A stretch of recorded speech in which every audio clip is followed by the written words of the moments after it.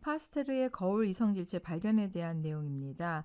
파스테르 같은 경우에는 포도주에서 얻은 타르타르산의 나트륨 암모늄 결정염들을 연구하다가 28도 이하에서 재결정을 다시 했을 때 두 종류의 결정이 침전된다는 것을 관찰했습니다. 그런데 이 두 결정체가 서로 거울상 관계에 있다라는 것을 생각을 해낸 거죠.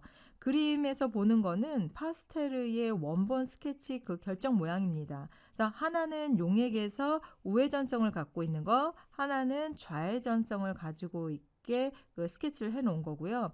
이렇게 광학 이성질체라고도 부르는 거울상 이성질체에 대한 아이디어를 처음으로 내놓은 사람이죠. 거울상 이성질체 같은 경우에는 녹는 점이나 끓는 점이 같은 물리적인 그런 성질들은 다 동일합니다. 그런데 다만 달라지는 것은 여기에서 용액이 평면 평광을 회전시키는 방향만 다르게 나타낸다는 사실을 알아낸 거죠.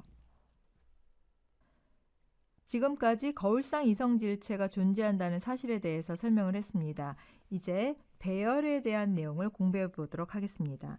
배열이라고 하는 것은 어느 것이 오른쪽 이성질체이고 어느 것이 왼쪽에 해당되는지를 밝혀내는 작업이다라고 보시면 돼요. 그래서 카이랄성 분자의 정확한 3차원적인 구조를 밝히는 작업이다라고 보면 되고, 이 규칙을 제안한 사람이 칸, 잉골, 프릴러그, 이 각각의 사람들의 이름을 따서 제안한 규칙입니다. 먼저 R 배열인지 S 배열인지에 해당되는 거를 찾는 그런 과정이에요. 그러니까 R 배열이라고 얘기하는 것은 우리가 칸, 잉골, 프릴러그 규칙에 의해서 제일 마지막에 결정적으로 확인을 했을 때 R형, 즉 오른쪽 방향으로 돌게 된다라고 하면 R 배열에 해당이 되는 거죠.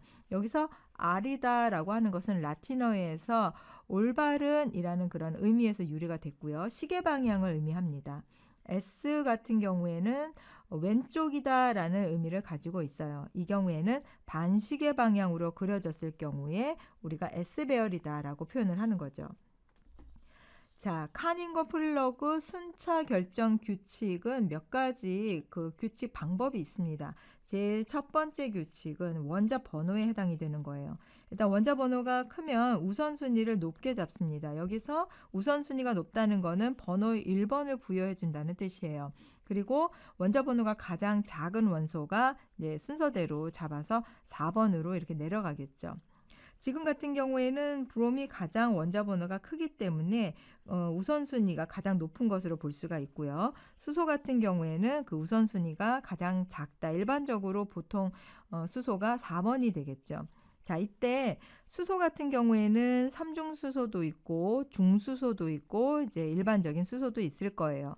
그러면 이 경우에는 동일한 원자 번호일 때 무게를 가지고 봐서 중수소가 더 수소보다 우선순위를 갖게 되고 중수소보다는 삼중수소가 우선순위를 갖게 됩니다.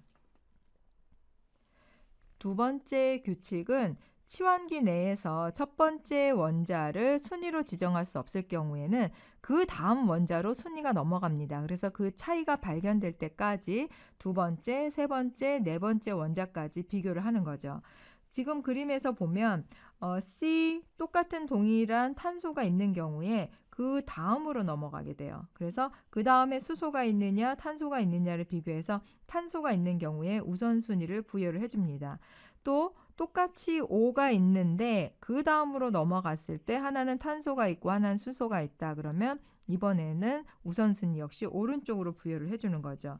자, 똑같이 탄소가 있고 그다음에 메틸기가 있다라고 했을 때 그 다음으로 넘어가서 하나는 메틸기가 있고 하나는 수소가 있다. 그러면 메틸기 쪽에 우선순위를 부여를 해줍니다. 자, 탄소가 있고 NH2가 있느냐 CL이 있느냐라고 봤을 때 여기 첫 번째 N하고 CL하고 비교를 해준다는 얘기예요. 그래서 CL이 우선순위가 높았죠. 그러면 오른쪽을 우선순위로 둔다라고 보는 거죠.